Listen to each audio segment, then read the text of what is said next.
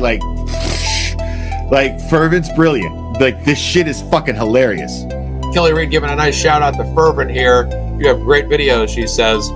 Absolutely. Fervent's got great videos. Follow him on Twitter. Think you're better than me? Well, why don't we see? We lost. That's a friggin' banger, right?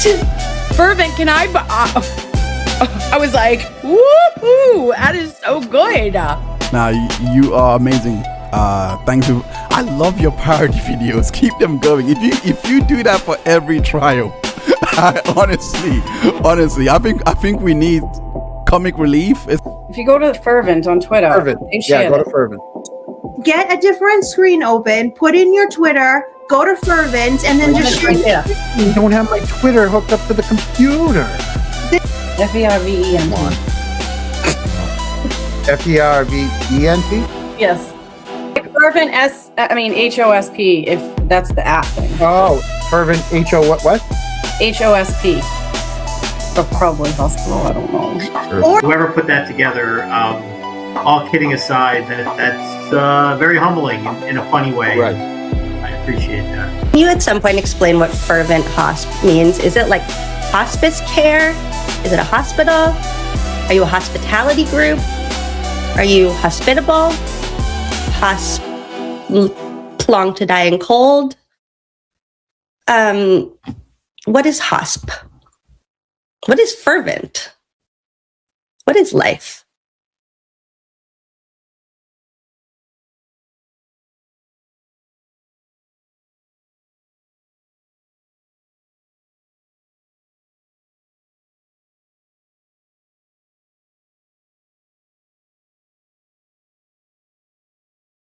As the draft approaches, we want to figure out why the draft stock for a one-time highly touted prospect is collapsing. Our own Colin Albert is on location talking to scouts. Chloe, what are you hearing? Thanks, Jared. Yeah, my name is an unfortunate coincidence for covering this story, but scouts are telling me they are really concerned about the recurring knuckle injuries of this linebacker prospect. They just don't know if they can rely on him to be healthy.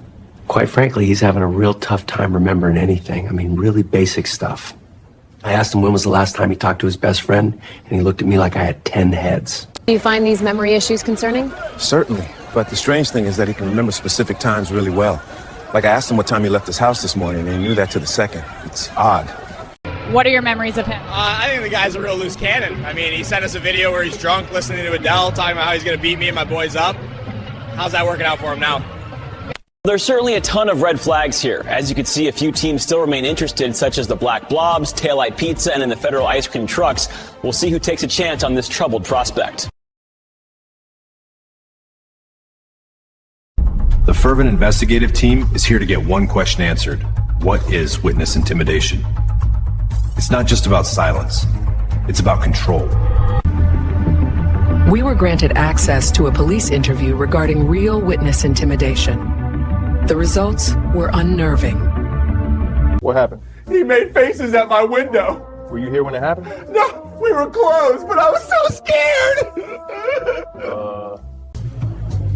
What did they leave for you? That. A rubber duck? It's terrifying.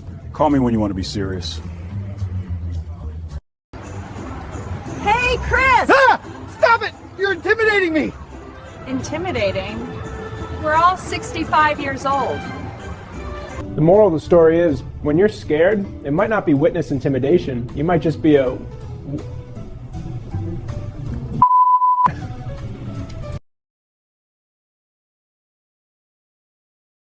The Fervent investigative team is here to visit some of the bravest people in the world. These men and women deliver donuts to people in the most intense conditions. These people need their donuts. I don't give a crap that we're expecting 18 inches of snow. Donuts are always the priority. You got that? Got it! Now let's get to my nephew's house. Yeah! I think we made a mistake. This is a bad idea. Do you want people to starve? No. I'd rather endanger myself and people on the road than not give my nephew his birthday donuts. Buckle up. We're approaching the summit. No! Donuts down! Get the backup box! On it! Hey, I can't go any further. The weather is too much. Nobody says no to an Albert. Keep going.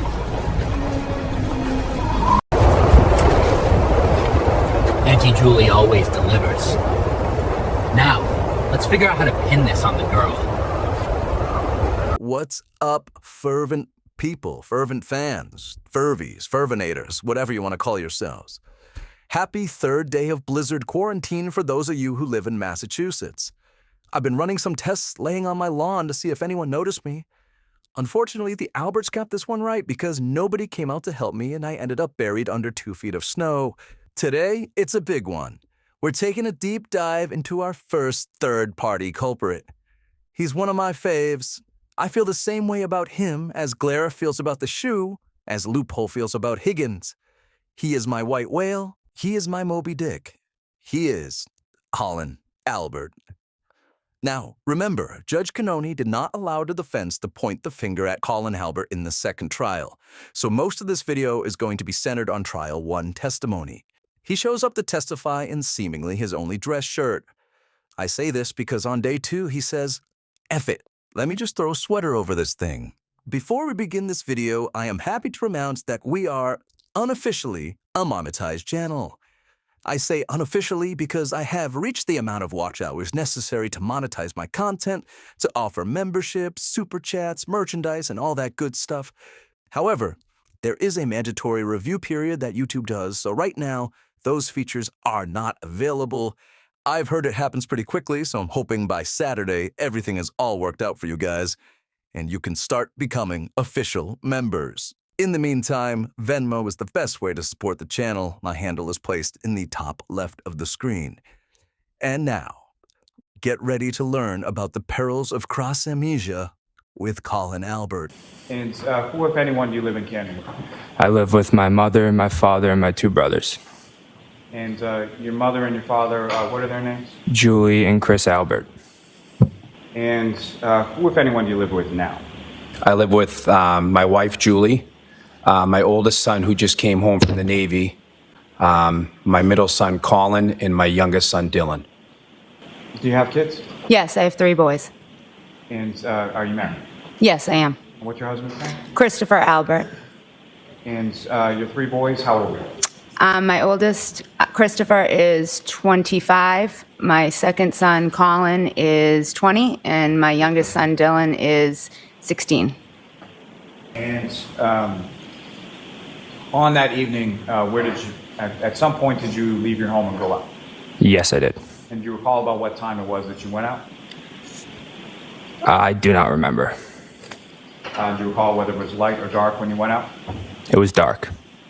And where did you, upon leaving your house, where did you go? I went to one of my buddy's houses. And that buddy, what was his name? Mike. And so your middle son, Colin, he was out. Did you know where he was?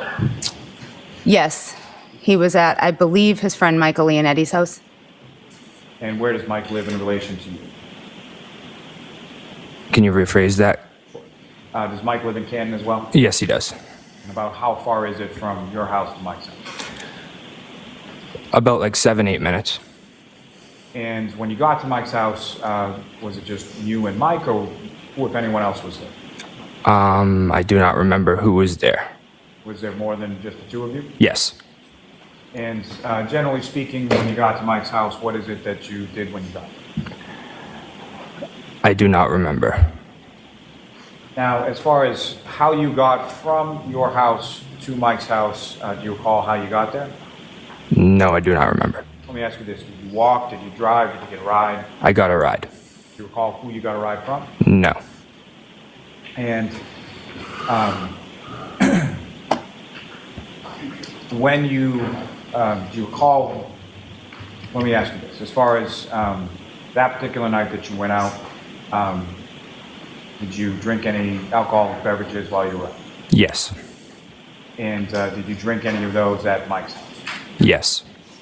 And do you recall generally what you were drinking that night?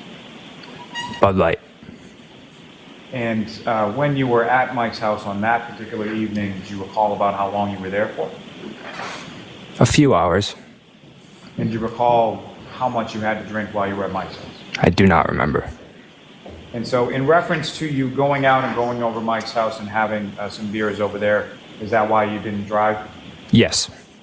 So you got a ride from someone over to Mike's house, you spent some hours there, and then do you recall where you went from there? I went to my uncle's house. And fair to say you have a relatively large extended family within Canton, is that correct? Yes. And so when you say you went to your uncle's house, which uncle's house did you go to? My Uncle Brian. And that would be same last name as yourself, so Brian Albert? Yes. And how is he your uncle, sort of how is he related to you? He is my father's brother. And at some point did you learn that Colin had gone from that person's house to somewhere else? Yes. Is this him communicating with you? Yes. And that other place that he went to, do you know where that was? Yes. My brother and sister-in-law's, Nicole and Brian Albert's house on Fairview Road. And was that in relation to your nephew and his birthday? Yes. And why did you go to your uncle's house that night? It was my cousin Brian's birthday, so I went over to celebrate for a little bit with him. And so that would be Brian Albert Jr., is that right? Yes, sir. And do you know how old your cousin Brian Albert Jr. was turning on that night? I do not know. And do you recall how old you were turning on the 29th of 2022? That was what, 2 years? 2 years ago, so I'd be 23? 23, I think? Yeah, 23. When do you recall how you got from Mike's house to your uncle's house? I believe Allie McCabe. And so your memory is that Allie McCabe gave you a ride from Mike's house to the house on Fairview? From what I remember, yes. And so after, when you arrive there, you go into the house, is that right? Yes. And the house at 34 Fairview has a couple of different ways to get in the house in the front. Is that correct? Correct. And do you recall which way that you went in that evening? The side door near the garage. Is there another entry door on the house that you may not be able to see, but you know the general area? Yes. Where's that door? So that would be, see where these two windows are? Yes. The door would be kind of behind that right there. So it's right to the left of those two windows. And Ms. McCabe, just staying with doors for a second, is there another door associated with the garage? Oh, actually, yeah, there is. Right there. Right there next to that side door? Yes. Okay, thank you. Remember Jennifer McCabe's answer when I asked her whether there was a door at the garage? I was asking about the front door, the side door, and the garage door. And her answer was, oh, actually there is a garage door. Right there. And when you come into the house, where did you go within the house? What room did you go into? The living room. And then from the living room, where else did you go within the house? Like the kitchen area. And within the kitchen area of the house, who, if anyone else, was present in the kitchen? From what I remember, my cousin Brian, Emily Fabiano, Sarah Levinson, and Catherine Duty, from what I remember that night. And if you recall, how was it sort of that Colin came over to your house that night? Did he reach out to you at any point? Did you reach out to him? Yeah, I don't exactly recall how he knew. I don't know how he knew that I was at my house, but at some point he did call me and said, "Oh, are you still at your house?" And I said yes. And he said, "Do you mind if I come by?" And I said, "No, of course you're welcome to come by." Over the course of the evening, in addition to the people that you've just mentioned, at some point did somebody else come by the house? Yes. And who was that? Colin Albert. And did you know Colin Albert prior to that evening as well? Yes. And about how old was Colin around that time? High school, like late high school. And how was it, or how well did you know Colin Albert? Not very well. Like I said, I'd been friends with Brian for about 8 years at that point, and I know Colin's older brother, Christopher, pretty well. He's my age. I grew up with him, known him since elementary school, so it's kind of like, we weren't friends, I wouldn't say, me and Colin, but we were cordial. So he's a younger brother of somebody that you went to school with? Correct. And he was your friend Brian Albert Jr.'s cousin, correct? Correct. Now, with respect to Colin, do you know about what time he arrived? I can't say for sure. Not sure. Sometime before or after the other Miss Ken, Miss Fabiano, Miss Alba, and Miss Duty arrived? He was there when Miss Fabiano, Kent, and... He was there when Miss Judy, Miss Fabiano, and Miss Kent were there. I'm not sure if Miss Alba was still there because she left separately from those three. Is it possible there were other people there that you just don't recall? Yes. It was me, Brian Jr., Sarah Levinson, Catherine Duty, Emily Fabiano, Mary Kent, Courtney Alba, Colin Albert, and then that's what I can remember from then in the early part of the night. Now, with reference to, you mentioned Colin, correct? Mm-hmm. And how do you know him? So on the mm-hms, they have to be yes or no. Okay, got it. So what was that answer? Do you mind repeating the question? Thank you. So with reference to Colin Albert, did you know Colin Albert prior to that evening as well? Yes. And how did you know Colin Albert? Through Brian Jr. And what, if anything, did you know about the relationship between Colin Albert and Brian Albert? They're cousins. And about how old was Colin Albert around this time frame of January 28, 2022? I'm not quite sure. I don't know. You know whether or not he was in high school or college or something else? High school. And when was it that he arrived in relation to the four young ladies that you were talking about? I don't remember. A little bit after, though. Okay, so at some point in time after they had arrived? Yes. And they had arrived after you, is that correct? Correct, yep. And over the course of the evening within the Albert house, where is it sort of within the home that you and sort of the group were congregating? We were mostly in the dining room area with the kitchen. It's like an open floor plan a little bit. And do you recall what specifically, or just generally speaking, what you were doing while you were hanging out and celebrating Brian Jr.'s birthday? We got some food ordered from Deanie. Just hanging out, drinking. That was it. When you were at 34 Fairview, you did see Colin there, correct? I did, yes. You believe that he got there shortly after Nicole Albert, Caitlin Albert, and Julie Albert left the residence, correct? At some point, yeah. And you say at some point, that's because you're not sure of the exact time when he got there, correct? Correct. And where were they situated sort of in the kitchen dining room area? Like sitting around the kitchen table, I would say. We would all just kind of hang out probably, I would say, mostly in the dining room. The dining room and the kitchen were kind of like one big open space. So we would be like in the kitchen or the dining room. And sometimes I think we may have like walked into like the family room area, sat down for a little bit, but mostly it was just the dining room and the kitchen. Now, after you arrived there, when you arrived there, what is it that they were doing when you walked in? Just listening to music and having a couple of drinks. And you come in, you greet people, is that correct? Yes. Now, the other people that you talked about, as far as beyond your cousin Brian Albert Jr., did you know those other people? I knew of them. I wasn't friends with them or anything. Fair to say they were older than you were, is that correct? Correct. So, like Miss Levinson would have been older than you by at least a few years at that point? Yes. And the same with reference to, I believe you said Miss Fabiano and Miss Duty, is that correct? Correct. Now, when you arrive at the house, did you have any other drinks once you got there? Yes. And do you recall what, if anything, you drank once you got there? Bud Light. The same as you were having before? Correct. You know how many that you had while you were at 34 Fairview? I do not remember. And over the course of the evening, whether it was at Mike's house or in between, or when you got to 34 Fairview, did you feel yourself as far as like overly intoxicated or drunk or anything like that? No. And as far as the other people that you observed at the house that night, does anybody stick out to you as being overly intoxicated or fall down drunk or anything like that? No. You were drunk, right? Some would say, yeah. You would say. Yeah. Now, as far as that area where you first observed the people around the table in the kitchen dining room area when you came in, did you ever see anybody else go anywhere else in the house? Not that I remember. Did you yourself go anywhere else in the house? No.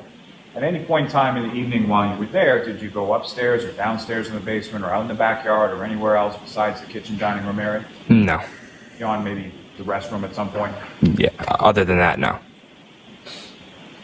And about how long were you at your uncle's house that night to celebrate your cousin's birthday? Probably around like an hour and a half. And so about what time would it have been that you left? 12:10. You wouldn't have gotten into the house until, what, 12:15? Maybe 15 minutes for all that? I would put it more, maybe 10 past 12. Okay. 12:10 or so? That would just be a guess. So it could have been 12:15. Yeah, and it could have been 12:07. Who was inside the house when you walked in? My nephew Colin, my son Brian, and then he had two friends, female friends. I believe it's Sarah and Julie. And when you walk in, where was Colin in relation to your son and the two girls that he was with? He was just kind of standing in the kitchen with Brian and the two girls. Brian and the two girls were at the kitchen table, and Colin was just kind of standing there. And from the time that you arrived home, how long was Colin at your house? No more than 5 minutes. And where did he go? He left. He just said he was getting picked up. He said he was getting picked up, and a few minutes later he left your house? Yes, I went and used the bathroom. I came out and he was gone. But you never saw him leave? No, You didn't see him leave the house, and you didn't see him get picked up by anybody? I did not. You didn't see a car outside waiting for him, correct? I didn't, no.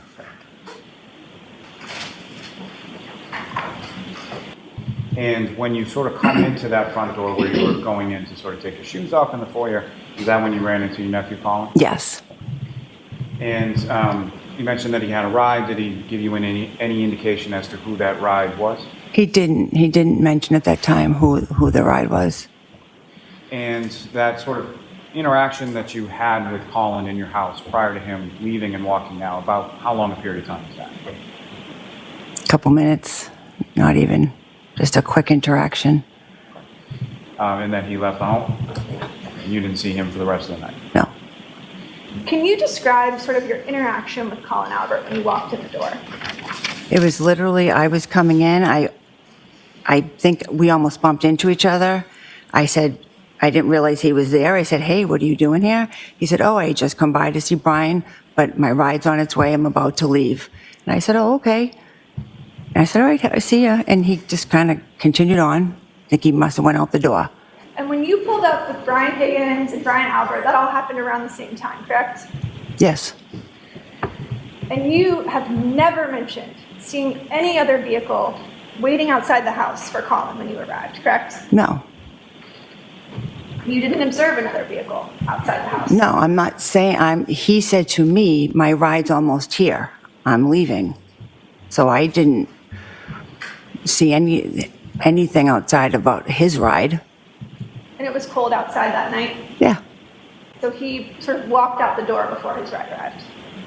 I don't know if he went and stood and waited by the door. I came in the house, and like I said, I immediately said hello to my son, his friends. I went and started doing my cleaning, and I didn't really pay attention.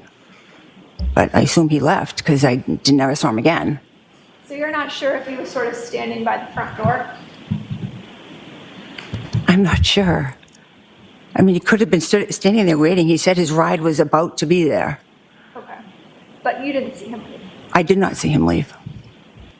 And just to be clear, sort of when you walk into that front door with the foyer area, what, if anything's right in front? So when I first walked in, I actually had seen my cousin Colin. He was standing in the foyer area. And I remember I said to him, like, oh, hi, what are you doing? Next question. Not what you said to me. You walked in and he was one of the first people that you saw, correct? Correct. He's been over your house many times, correct? Correct. You're close with him as your first cousin, are you not? I am. And your brother Brian Jr. is close with him as well, correct? Yes. Colin Albert is close with your parents, correct? Yes. He's certainly welcome at your parents' home, correct? Correct. And it was certainly not shocking to see your first cousin, Colin Albert, at your home, correct? Correct. And you had a brief interaction with him, correct? Yes. That was sort of toward the foyer of the house? Yes.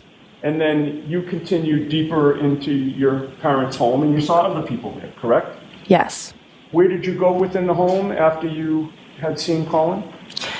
I believe I entered through the foyer into the dining room area. And when you were there, you saw your brother Brian, whose birthday it was, correct? Yes. He had two friends with him, Julie Nagel and Sarah Levinson, in that same area? Yes. You greeted them as well? Yes. And that's where your attention was focused, fair to say? I would say that once I said hello to them, I didn't just sit with them three. I sort of was walking around. I wouldn't say my attention was solely focused on them three, but I did greet them, yes. And where you were walking around within the kitchen dining room area? Yes. And once you greeted Colin and left him, it's fair to say that you then were not looking over your shoulder monitoring what Colin was doing or where he was going, correct? Correct. And while you were in the kitchen dining room area, the door to the basement was kind of blocked from your view, was it not? If I'm in the dining room area, there is a spot in there where I could see it, but I don't believe I could see the basement door, no. Right. And from your vantage point, the door to the basement's kind of blocked from the area that you were in. For the most part, yes. And you weren't watching Colin to see where he went after you left him, correct? Correct.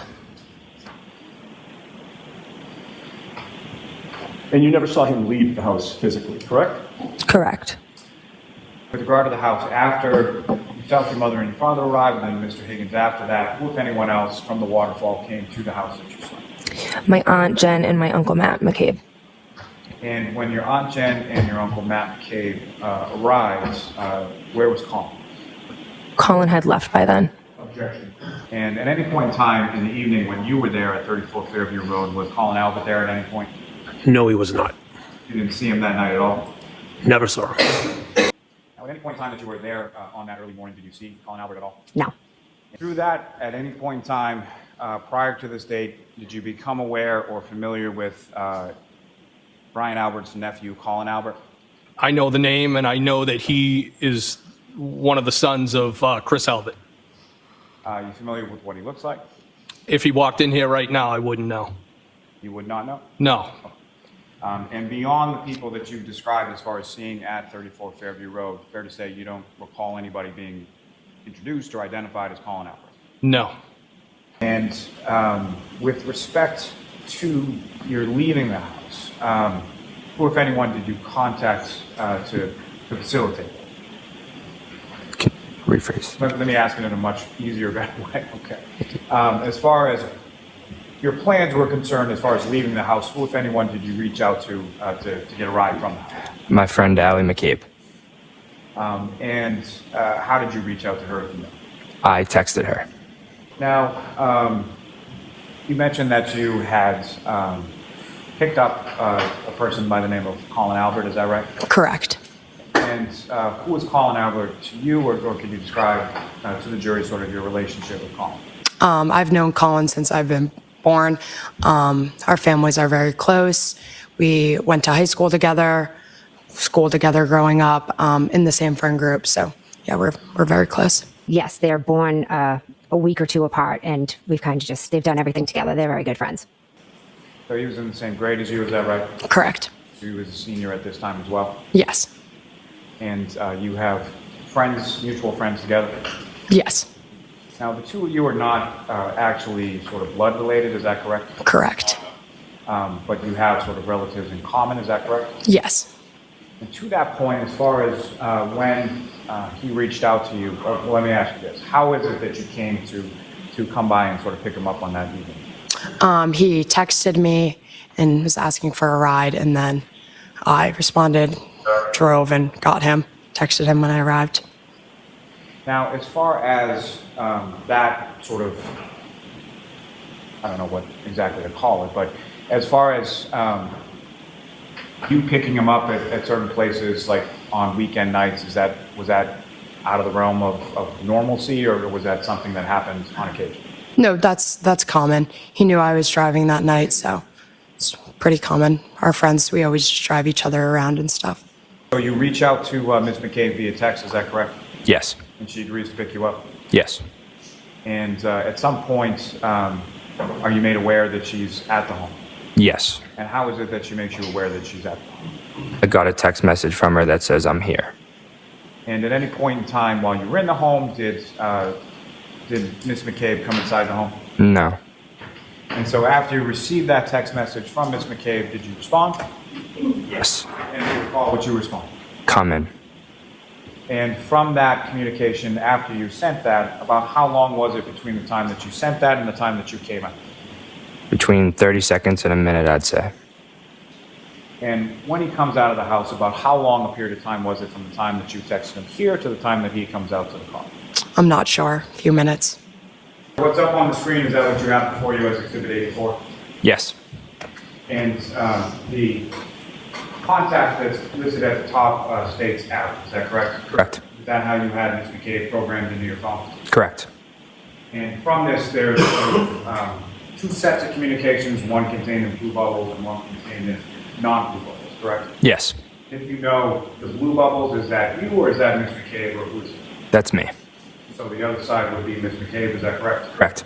There's also times that are stamped or associated with these text bubbles and with the text communications from Ms. McCabe. Yes.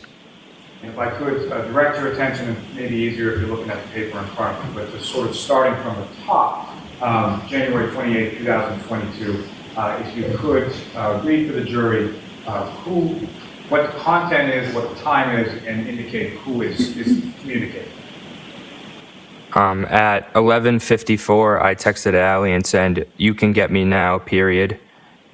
At 11:54, I texted her again and said, "If easier." At 11:55, Allie texted me back and said, "Okay, I am driving people home now." At 11:55, I said, "Word." And then at 11:55, I said, "Get me after." At 11:55, Allie wrote back, "KK." And then at 12:10 a.m., Allie wrote, "Here." And at 12:10 a.m., I wrote back, "Okay." Now, sir, with respect to that last communication that you sent as far as okay, how long after that message was sent did you then go out to the car where Allie was? Right after, I'd say around 30 seconds. You were asked yesterday about certain texts with your cousin Allie, correct? Correct. Allie is obviously family. Yes. But she's more than family. She's also a good friend of yours. Correct. As a matter of fact, she's one of your best friends. Correct. And at your age, this is not meant to be pejorative, but we're different generations. At your age, your most convenient way of communicating is through text messages, correct? Correct. I mean, if you're going to grab a buddy and say, let's meet at the such and such ball field or whatever, you're going to text him, probably not call him. Either or. Okay. But texting is pretty common between you and your friends. Yes. Texting is certainly common between you and Alan. We've already seen evidence of that, right? Yes. And that's generally how you like to communicate with Alan. I'd say so, yeah. In fact, when you reached out to her for a ride, there were like 8 text messages back and forth just for a pickup, correct? Correct. Yeah, just a moment, Your Honor. Sure. I just want you to have that in front of you. Your Honor, with the court's permission, can you place Exhibit 81 on the screen? Okay. You see what's displayed on the screen? Yes. It's only part of the text string, but does that look like it's an accurate representation of what you're looking at? Yes. And this is a series of texts on or about January 28th and 29th of 2022, is that right? Yes. And Mr. Albert, you needed something as simple as a ride. You were just asking Allie to give you a ride, is that right? Yes. And that's because you said that it's common for you guys to text back and forth. You just texted her, hey, you can get me now. Is that right? Yes. And then you texted if it's easier. And then she said, okay, I'm dropping people off. And there was an exchange back and forth. Is that right? Yeah. And there were at least 8 texts between the two of you, if you just count them up real quick, just about getting picked up. Yeah. But if you scroll down a little bit, after the end of that text string that ends at 12:10 a.m. and it says okay, you see the next date? Yes. What date is that? February 20th. That's nearly a month later, correct? Correct. So there was a gap after January 29th, 2022, when you found out that a man had ended up dead on your uncle's lawn, and you and Allie did not text each other for a month, not once. Objection. Sustained is to that form. Ask it differently.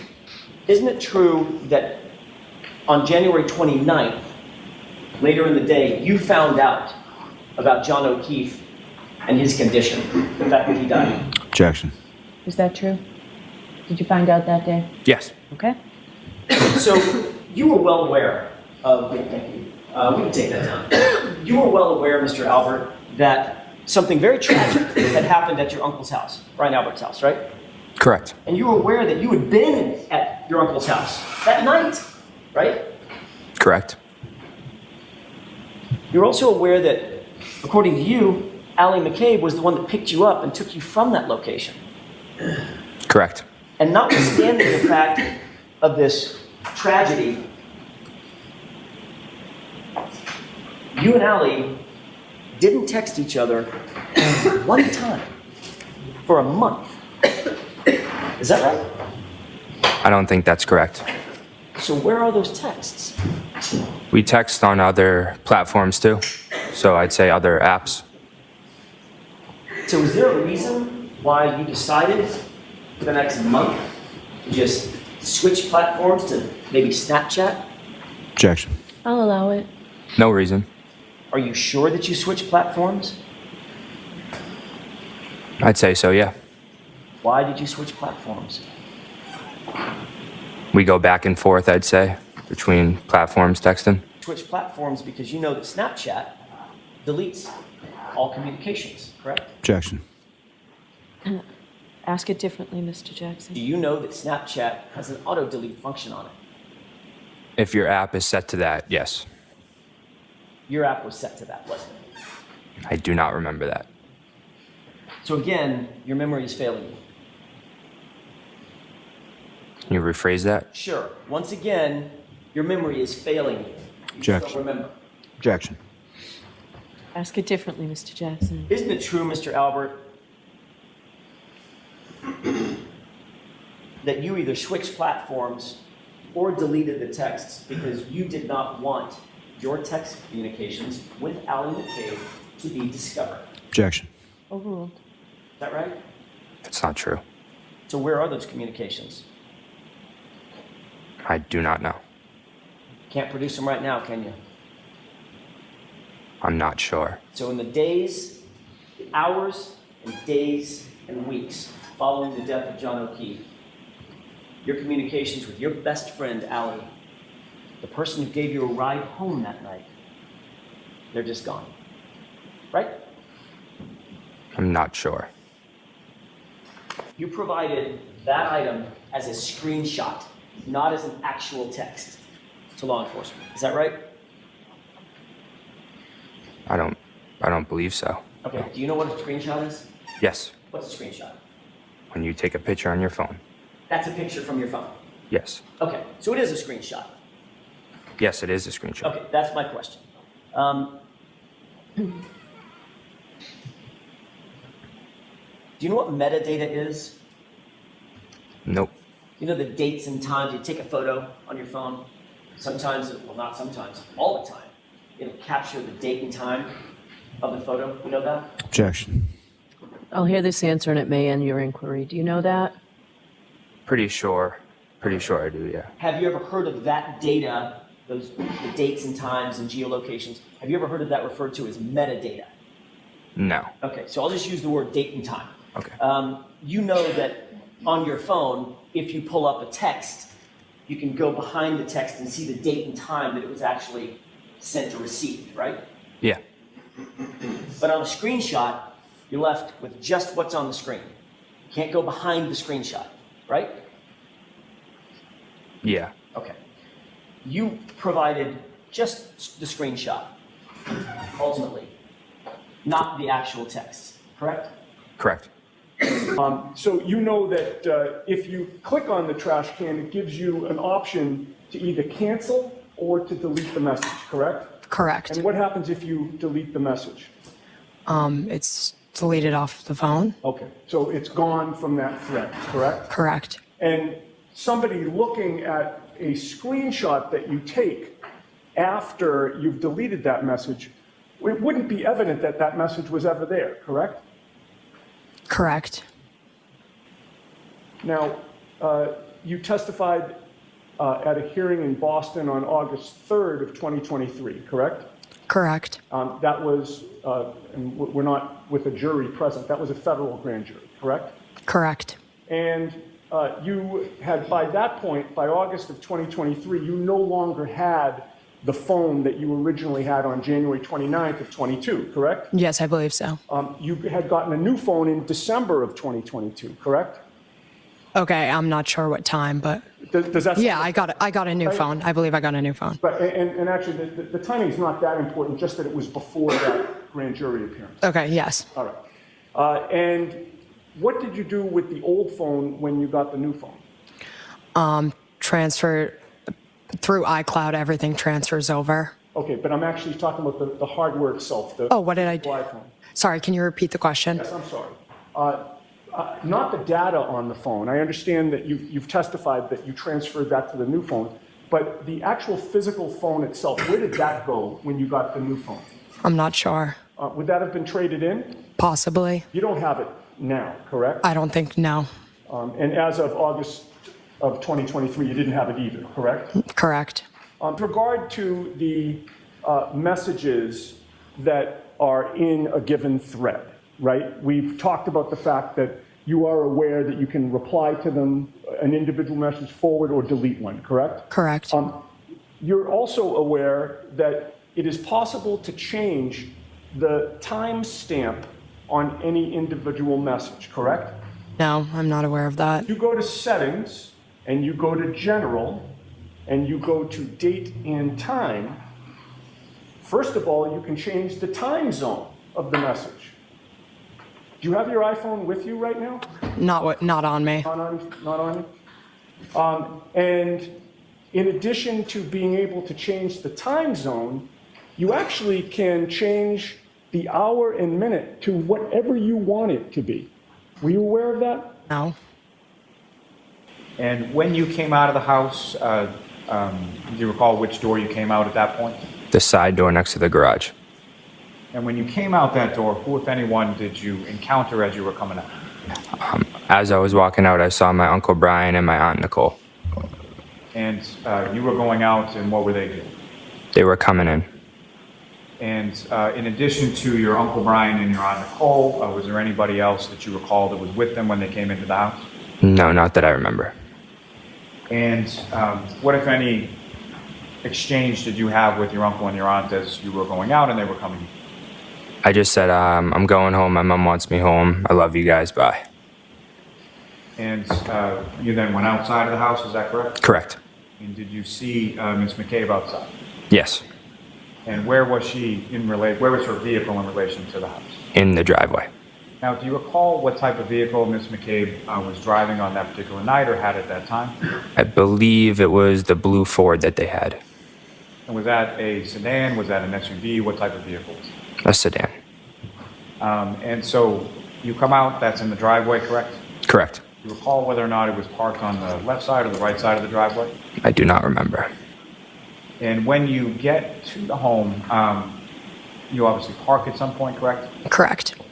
And where in relation to the house did you park? I believe in the driveway on the left side. Not entirely sure. I just believe that. and you get into the vehicle. Which part of the vehicle did you get into? That I do not remember. Front seat, passenger side. Does that sound right? Could have been that, yeah. Obviously, on that date, you were familiar with the types of vehicles that your parents drove. Yes. And did you see any of your parents' vehicles at the home when you pulled in and parked in the driveway? No. And obviously, you know your oldest daughter, Allie, correct? Yes, I do. And at any point in time when you were at 34 Fairview, did you see her vehicle or anything? Did you have any knowledge that your daughter, Allie, was there at the time that you were there? No, she was not. She wasn't there. You didn't see her there. You didn't know if she had been there before you or anything like that. Correct. Correct. Now, at any point in time that you were there on that early morning, did you see Colin Albert at all? No. And when you arrived at the house, obviously you're familiar with your daughter, the car that she drives around that time. Did you see your daughter there, Allie, at any point in time? No. Were you aware at any point in time in that early morning hour that you were there that your daughter had been there at any point in time prior? Sustained. And when you got to the house at any point, did you exit the car or go inside the house? No. So you texted him that you were there, you stayed in the car, and he came out. Yes. And when Colin came out to the car, what, if any, observations did you make of him in regard to his sobriety, as far as what, if any, observations did you make in respect to that? Normal. Didn't seem overly intoxicated to you? No. And as far as his face or features, or from whatever you could see, what, if any, injuries did you observe on Colin when he came out? None. And how would you describe his demeanor when he came out and he got into the car? Normal. Now, during the course, you drove from the Fairview home to Colin's house, is that right? Yes. You get into the car, and where did you go? She drove me right home. So no stops along the way, just straight from Fairview to your house? Correct. And about how long a period, or how long a drive is it? Anywhere between 5-10 minutes. You drive home and you go to your house, and is that a single-family house or a multi-family house, or what is it? It is a condominium. And when Mr. K pulls in and parks, you get out, correct?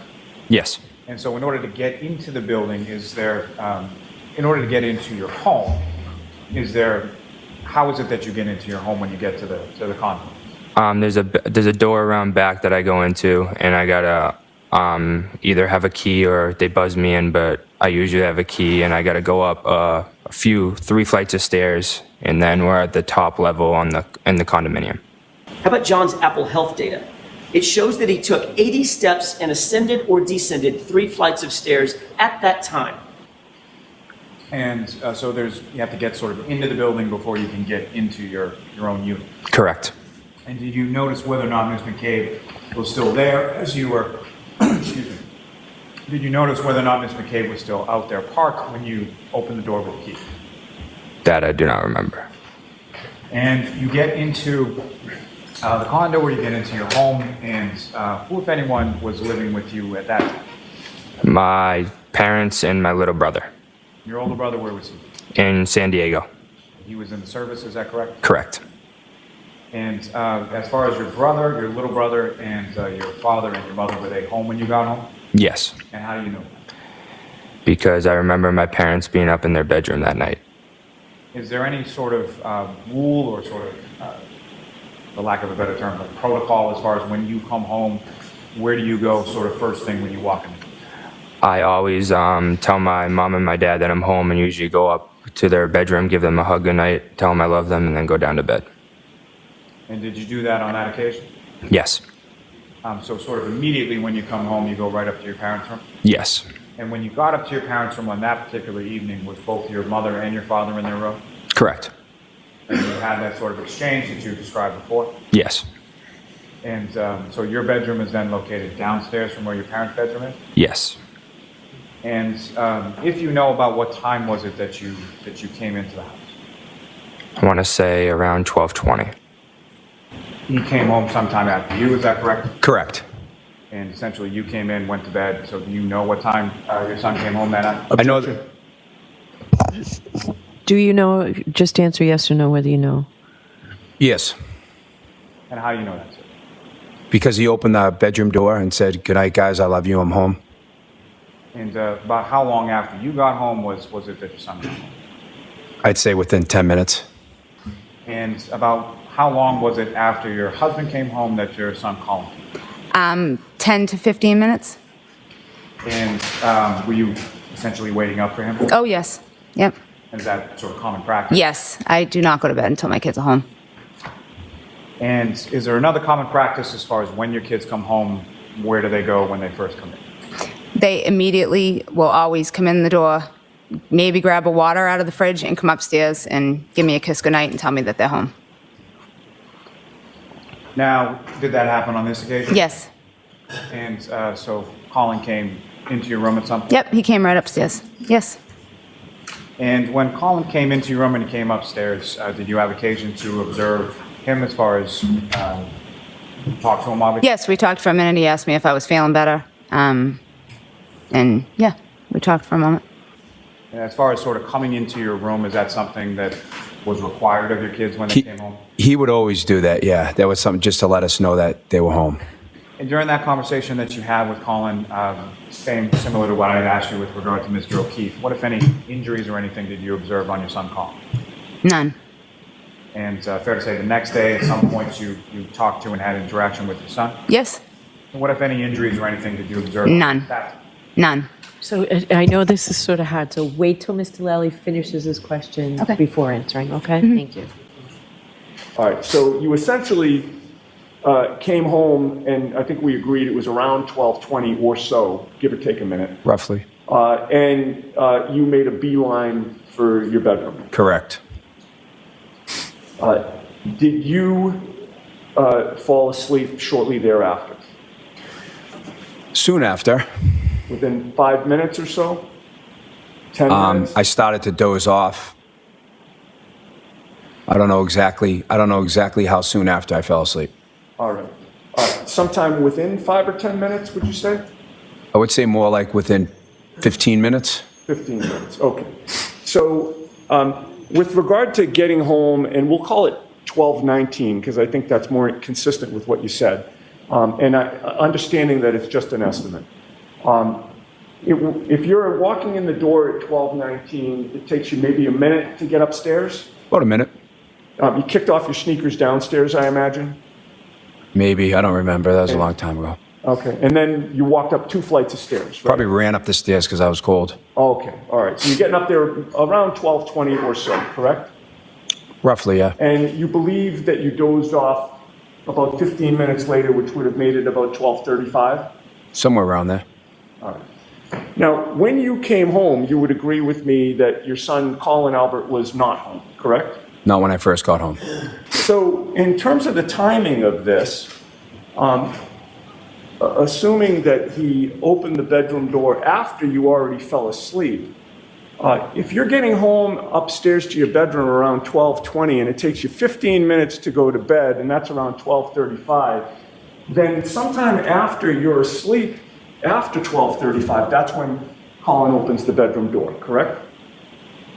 I don't remember exactly. Well, it's difficult for you to remember how long you'd been asleep for when Colin opened the bedroom door, correct? Correct. You don't know if it was 5 minutes, 10 minutes, or longer, correct? I don't know exactly. Right. But it was some time after you fell asleep. To the best of my recollection. Probably to your detriment, but Life 360? Correct. All right. That's been an app in the McCabe family for a number of years, right? Correct, yes. And it's, in your family anyway, and probably in a lot of families, it's mainly used for the parents to keep track of their kids, right? Correct. And in order for Life 360 to work, you have to have your location services on, and somebody else has to have the app and is in the family, correct? Connected to you? Correct. You admitted that it works as a, quote, GPS as far as where people go and everywhere that you go, correct? Correct. You indicated that it works as a reliable, quote, unquote, tracking device, was your testimony. Correct. You indicated that you rely on it, quote, so you know where your kids are at all times. Is that right? Correct. And you even said that it's a quote-unquote good parenting tool. Is that right? Correct. And the reason you said that is because it's accurate in your experience and it's reliable. Is that right? It's a good tool, but it is not always accurate. But you said, when you testified in front of the great grand jury, that it's accurate and it works as a GPS as far as where you go and everywhere you go, correct? Objection. Did you say that? Can I see it? Sure. Does that refresh your recollection? It does, yes. Question and answer? Well, I just don't see the word accurate on there. I don't know if I missed it. Ms. McCabe, does that refresh your recollection as to the question and answer about whether you said it works as sort of a GPS as far as where you go and everywhere that you go? Correct. And your answer was yeah. Correct? Yes. Okay.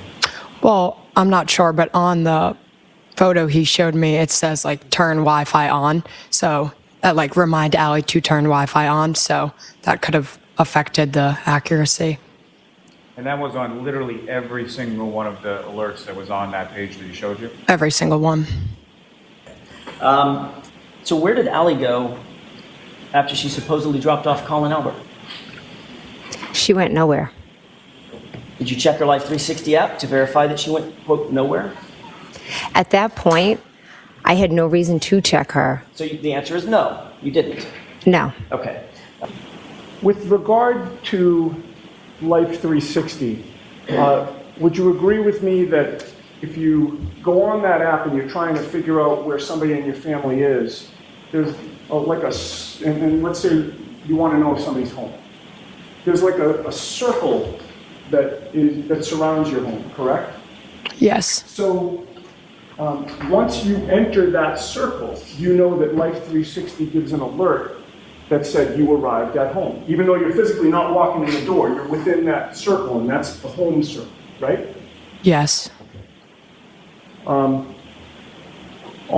January 29th of 2022, at 12:04 and 53 seconds, you arrived within that home circle, correct? Correct. And then at 12:06 and 55 seconds on January 29th, you left that home circle, correct? Correct. And then on January 29th of 2022 at 12:23 and 14 seconds, you completed a 7-mile drive where your top speed was 42 miles an hour. Does that make sense? Correct. And then you left home on January 29th of 2022 at 12:23 and 14 seconds as well. And what that probably means, reading between the lines, is that you entered that home circle, but then you didn't go home. You went through the home circle and completed a 7-mile drive somewhere, right? I guess. I thought I went home. Objection, Your Honor. Okay, I'm sorry, I didn't hear your answer. I believe I went home. Okay. I was completing my drive at my house. All right, but at 12:26 a.m. on January 29th, you left home again, right? Objection, Your Honor. Did you leave home? I don't know. I don't remember. Okay. All right. And at 12:26 a.m. and 12 seconds, you arrived at the Canton High School, correct? No. On January 29th of 2022, at 12:26 and 55 seconds, you completed a 1-mile drive where your top speed was 43 miles per hour, right? I don't believe so. And then at 12:26 and 55 seconds on January 29th, you left Canton High School and arrived at home on January 29th of 2022 at 12:29 and 28 seconds, correct? I do not know. And then after arriving home again on January 29th of 2022 at 12:29 and 29 seconds, you completed a 12-mile drive on January 29th of 2022 at 12:31 and 22 seconds. Did you not? No. And then you left home on January 29th of 2022 at 1:08 and 15 seconds, right? I don't believe so. And ultimately, you went through the home bubble and the Canton High School bubble, and you arrived at Canton High School on January 29th of 2022 at 1:28 in the morning and 8 seconds. Can I see what you're referring to? Sure. May I approach you, Anna? Yes. You probably don't need these, right? No, I'm good.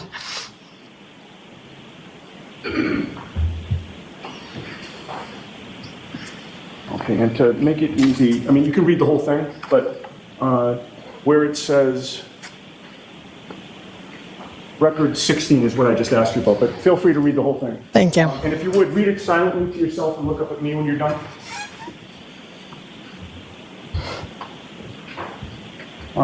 Did that help refresh your memory on where you were that night?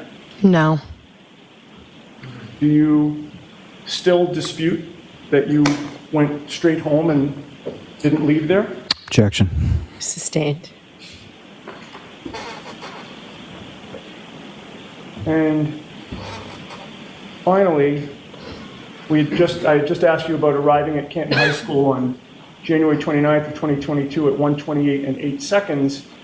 You arrived at home, within that home bubble, on January 29th of 2022 at 1:30 in the morning and 26 seconds. Correct? What time did it say I arrived at high school? 1:30 in the morning and 26 seconds. And what time did it say I arrived at high school? The high school was 1:28 and 8 seconds.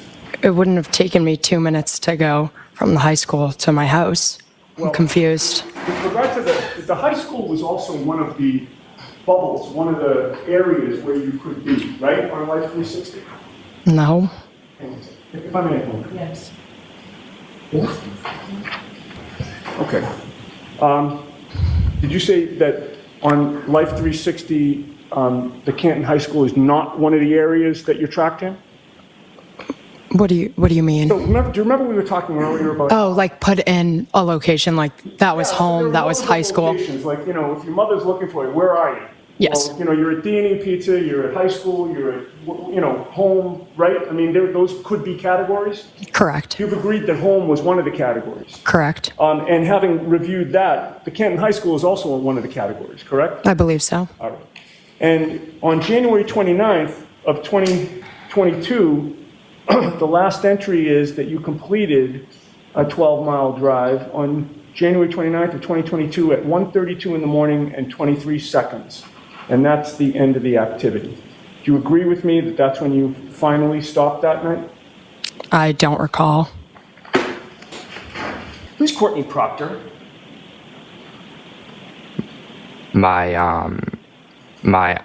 She's friendly with my aunt, Jillian. I'm sorry? My aunt Jillian, she's friendly with.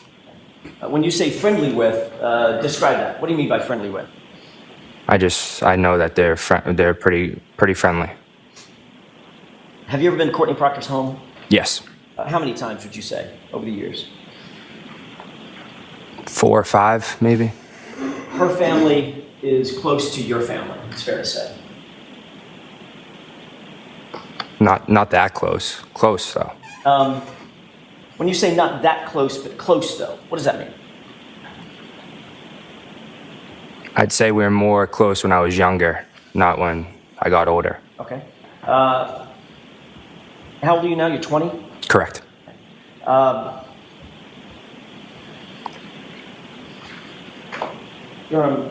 May I approach you?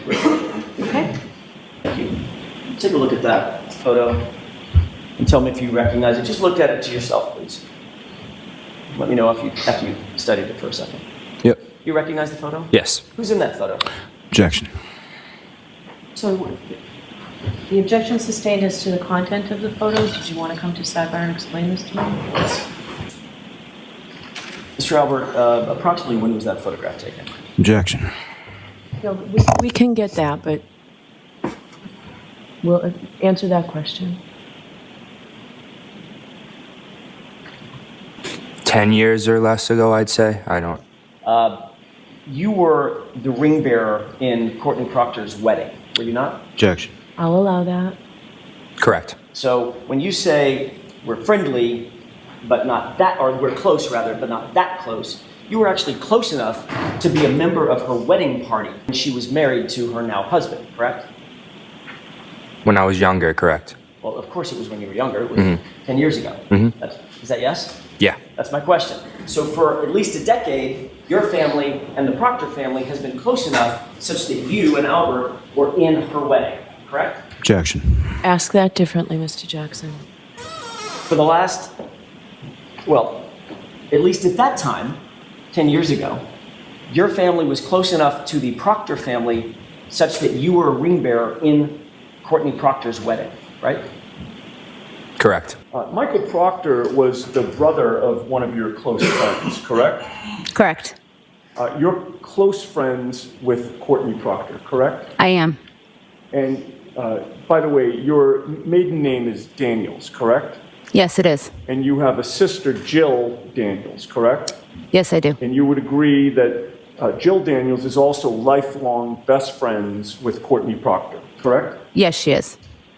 And in terms of your relationship with Courtney Proctor, you socialize with her, do you not? Objection. Do you? Occasionally, yes. Go out for drinks with her, correct? Yes. You've attended parties with her, correct? Yes. You've also provided childcare for her children, correct? Yes. Objection. Move to strike. All right, I'll see you at sidebar on this, Mr. Day. Everybody. So, Ms. Albert, you provided childcare for Courtney Proctor's children? Objection. Before January of 2022, did you provide childcare for Courtney Proctor's children? Yes. When?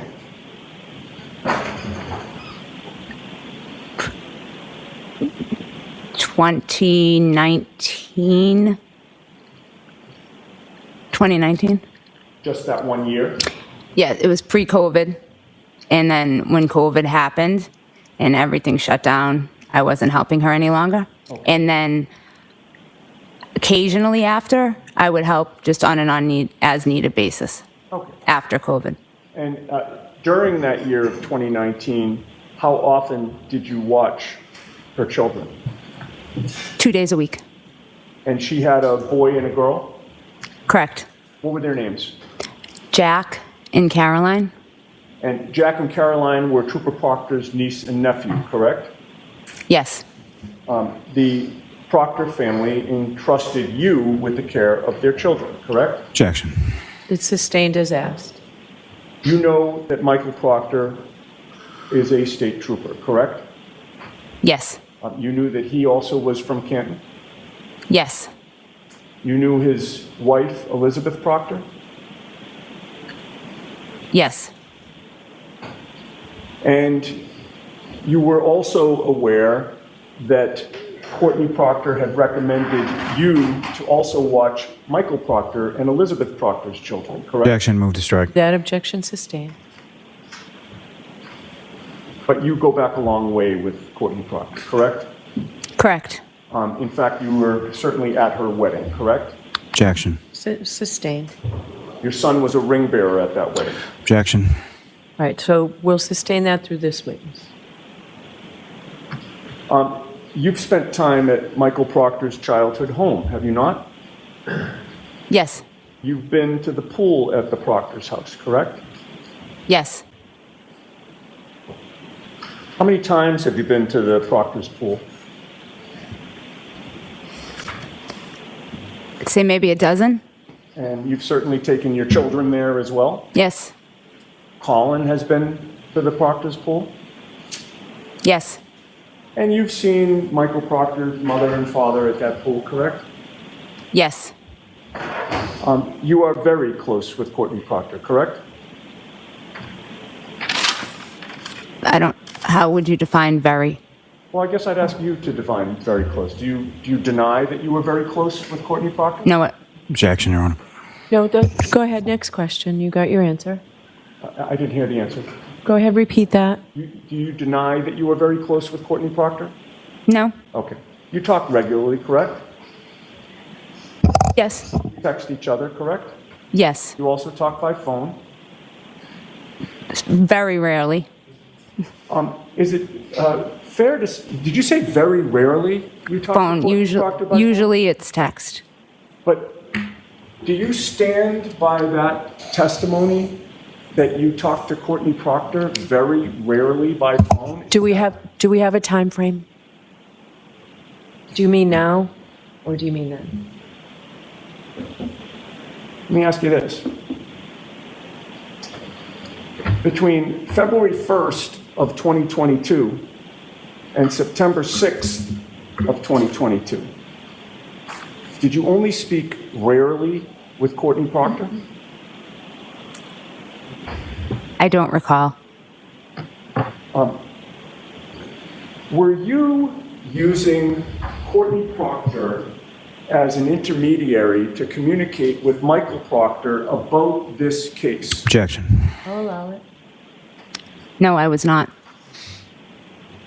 Are you aware that between February 1st of 2022 and September 6th of 2022, you and Courtney Proctor spoke by phone 67 times?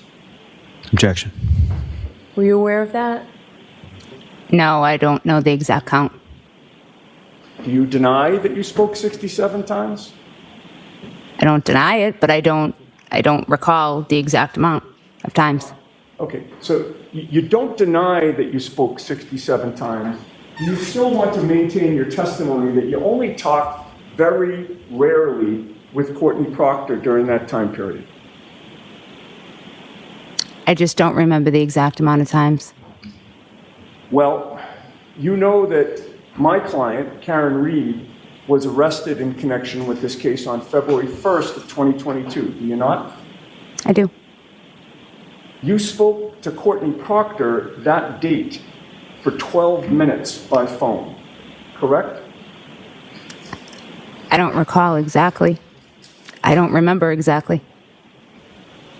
Then before you ever interviewed Julie, your sister informed you that Julie actually wanted to get you a gift for your participation on this case, correct? Yes. In tab 5, let's turn to page 2672, Trooper Proctor. You see the text from you, what's up? Yes. And what's Courtney Proctor's response? Nothing. I just saw Julie, and she said when this is all over, she wants to get you a thank you gift. And I respond with, get Elizabeth one. Hang on just a second. Let's take them one at a time. You were asked about this on direct examination by Mr. Lally, right? Correct.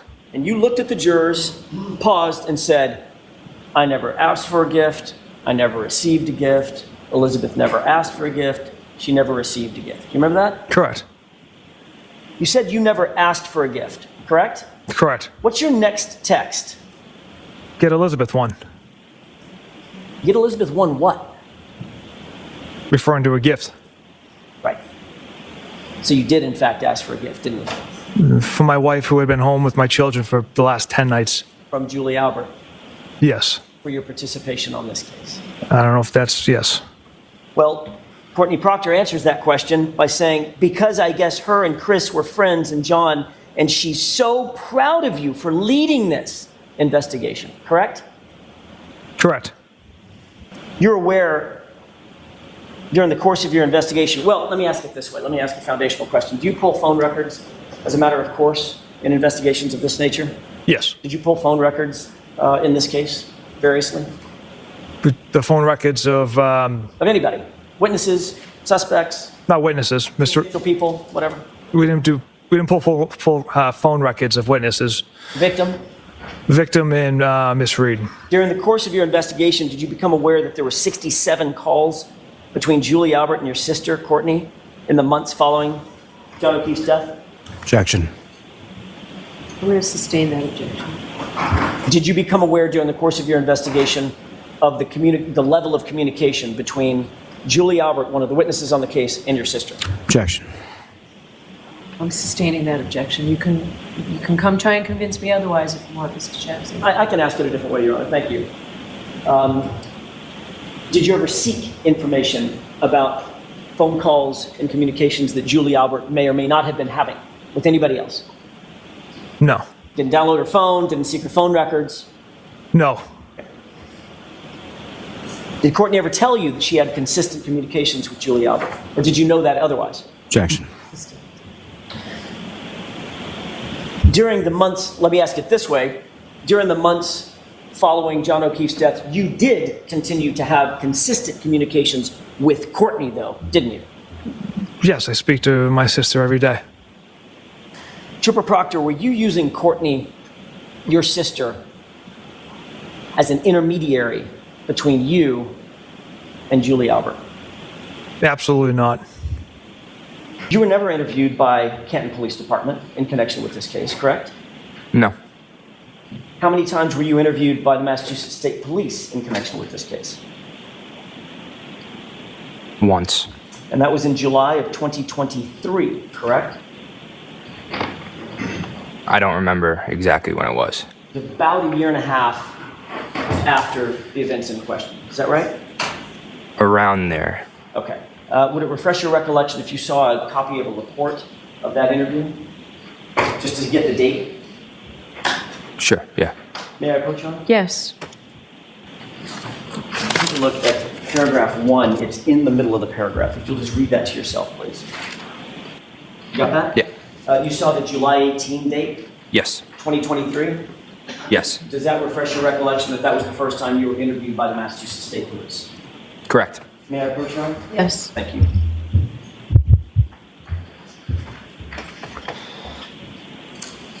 Who conducted that interview? Michael Proctor and one of his partners, I believe. I don't remember. Michael Proctor was the lead investigator that interviewed you, correct? Correct. That's the same Michael Proctor that appears on the far left of the photo of that wedding party, correct? Correct. Did you find that that interview, by the way, how long did the interview last? Michael Proctor. I do not remember. Do you remember testifying at one point that it was about 10 minutes? No. You testified at a different hearing, a different proceeding, not this proceeding, one other time, correct? Correct. May I approach? Yes. I need a foundational question first. I apologize. It's my fault, Mr. Albert. Do you believe it would refresh your recollection as to the length of that first interview if you were to see your testimony from a prior proceeding? Yeah. May I approach you? Yes. Thank you. Take a look at this, and I'm going to direct your attention to line 18 and 19 of that transcript. Let me know when you reviewed it. Is that yes? Yeah. May I? Yes. Does that refresh your recollection? Yes. How long was that interview? Which interview are you? The interview that you had with Michael Proctor. That's what that question was about, that you just read. I still don't remember. Okay. Do you recall that it says that you testified? Question, how long did the interview last for? Objection sustained where his memory is not refreshed. You can do this differently, you know that. Did this refresh your recollection as to the question and answer, how you answered the question, how long that interview lasted? Yes. Okay. Did you say 10 minutes? Yes. So during the course of that 10-minute conversation that you had with Michael Proctor, what was the tone of that interview? You understand what I mean by tone? I do not understand. Okay. Was it hostile and accusatory? Not that I remember, no. Was it antagonistic or confrontational? Can you use different words, please? Sure. Was he being mean? No. Okay. He was being nice, right? Professional, I'd say. Yeah. Because you've known him almost your whole life, right? Yes. He was friendly and cordial. Correct. And the interview was comfortable. Say it again. The interview was comfortable.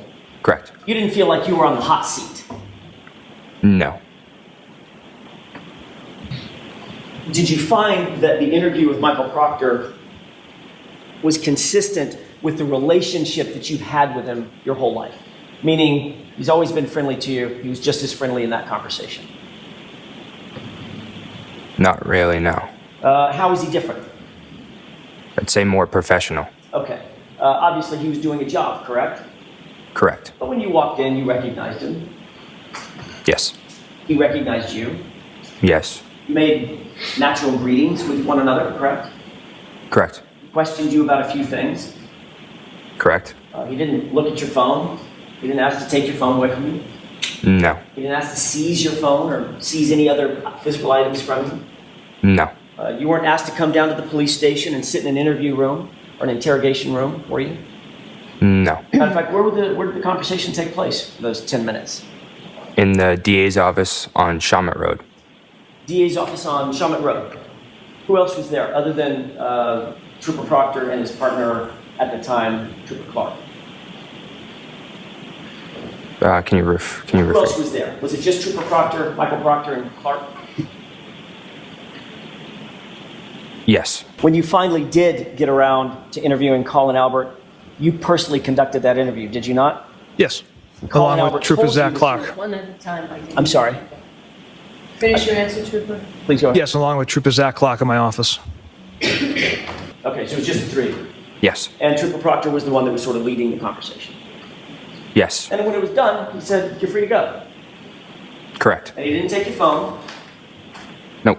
He didn't ask you to look at any text messages. Nope. He didn't look through your phone. Nope. He didn't take any screenshots or videos of your phone or the contents of your phone. Nope. Just let you walk out the door. Correct. Colin Albert told you that he was picked up by Allie McCabe from his uncle's house at 12:10 a.m., correct? Correct. Allie McCabe also told you that she picked up Colin Albert at 34 Fairview at 12:10 a.m. and then dropped him off at his house, correct? Correct. And then she indicated that she went straight home after that, right? Yes. Did you conduct any further investigation to determine whether Colin Albert and Allie McCabe were actually telling the truth about that time? We did not. You just took them at their word, correct? Yes. Trooper Proctor, you realize that you had a forensic image at the time. You had a forensic image of Jennifer McCabe's cell phone in your possession, right? Correct. You're also aware that she has a Life 360 app on her phone that tracks the location of Allie McCabe, correct? I was not aware the app tracked her daughter. I knew of the Life 360 app, but I wasn't aware of the capability of her tracking her daughter. Did you bother to look at Jennifer McCabe's Life 360 app to determine whether Colin Albert and Allie McCabe were telling the truth about the time that they supposedly left 34 Fairview? Objection. Did you do that alone? I did not. Can we take a look at tab 8?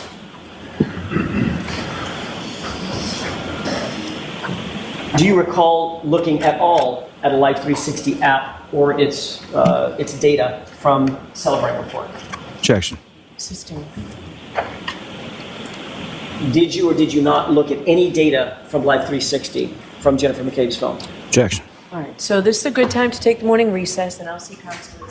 All right, Mr. Jackson, whenever you're ready. Thank you, Your Honor. Trooper Proctor, did you include in your investigative file any Celebrite report related to the Life 360 app that was on Ms. McCabe's phone that you earlier testified to?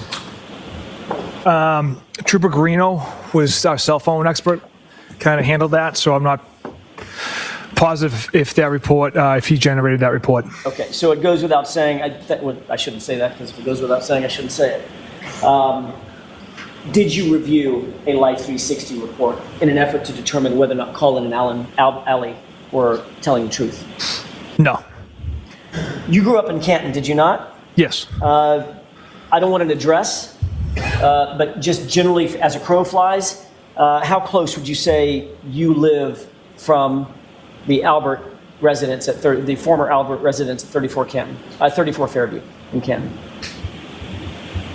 2-3 miles. How about from the McCabe residence? And again, don't give me any addresses. Maybe a mile.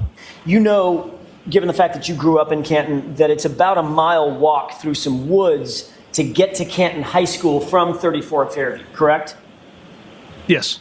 Did you have any Canton police officers canvass the area around the high school or filling stations around the high school, gas stations around the high school for video surveillance footage? No. Did you have any conversations with anybody from Canton about video surveillance concerning the high school and or surrounding gas stations? Yes. Who is that? It was Officer Galanis. In this text, you're asking a member of the Canton Police Department to look around the surrounding area of 34 Fairview Road for camera equipment, correct? I was asking if they had any knowledge of cameras in the area. Okay. And of course, that was to an officer who was employed by which department? Canton Police Department. Which you knew at the time that you asked for assistance in February of 2022 had been recused from the case, correct? Correct. And should have no investigative involvement in the case, correct? I did not request for them to pull video. I just simply asked, what are some good cameras in the area? Which is an assistance for you in your investigation, correct? They have more knowledge in the area as far as useful cameras. So yes, I reached out regarding cameras in the area. Or assistance from Canton PD officers, correct? Yes. Whom you knew to be recused. Yes. Correct? Yes. You specifically asked Officer Galanis whether, quote, the high school had cameras facing the street, correct? Correct. And Officer Galanis writes back, the Canton Mutual gas station has unreal cameras. That's how I picked up that kid, and it had him walking into the woods by the new street Larkin Court, correct? Correct. You responded, good to know, I'll add that to the list, correct? Yes. Did any of the reports you turned over in discovery ever mention the Canton Mutual gas station cameras or the cameras from Canton High School? No, because we did not retrieve any video from those locations. And you didn't mention in your report that you even sought the footage from those locations, correct? I don't believe so. You did say that you would add it to the, quote, list. Is that right? Yes. And you're aware, obviously, as one of your responsibilities, to maintain and keep your handwritten notes from all communications, all investigative activities involved in the case, correct? Yes. And you have no notes on this conversation, correct? Correct. I want to talk for a second about the individuals that you did not immediately choose to interview. Julie Nagel wasn't interviewed until October 2022, correct? Correct. That's 7 months after the incident, right? Correct. Sarah Levinson was not interviewed until October of 2022, also 7 months later, correct? Correct. Colin Albert was interviewed July 6, 2023, correct? Yes. That's 16 months after the incident. Is that right? Correct. Brian Albert Jr., July 6, 2023, right? Yes, sir. Allie McCabe, August of 2023, correct? Yes, sir. That's 18 months after the incident, correct? Correct. Heather Maxon, she was not interviewed until September 21st, 2023, 17 months later, correct? Correct. All right, that's actually, my math is off, that's about 18 months later, is that right? Correct. Richard D'Antano, September 2nd, 2023, is that right? Yes. So you waited more than 18 months to interview him as well, is that right? Yes. And then Brian Loughran, snowplow driver, August 2023, 17 months after the incident, correct? Correct. You were well aware from the very beginning of your investigation that Colin Albert was, in fact, at 34 Fairview on the night in question, right? Yes. Matter of fact, you testified at the grand jury, the state court grand jury on this case, that you knew that Colin Albert was at the location, right? Yes. Did you make any concerted efforts to keep Colin Albert's name out of this investigation? No. Why is it, Trooper Proctor, that Colin Albert's name fails to appear in a single police report until July 18, 2023? Colin Albert was not at the home. He left at approximately 12:10 a.m. before anyone from the waterfall had arrived back there. Let's look at, obviously, part of the job of an investigator is to be as complete and thorough as possible, correct? Yes. You don't just take someone's word for something. You look for corroborating evidence, don't you? Yes. Matter of fact, you wouldn't take a witness's word for almost anything in a reasonable investigation, would you? Objection. Would you? You If- can have that.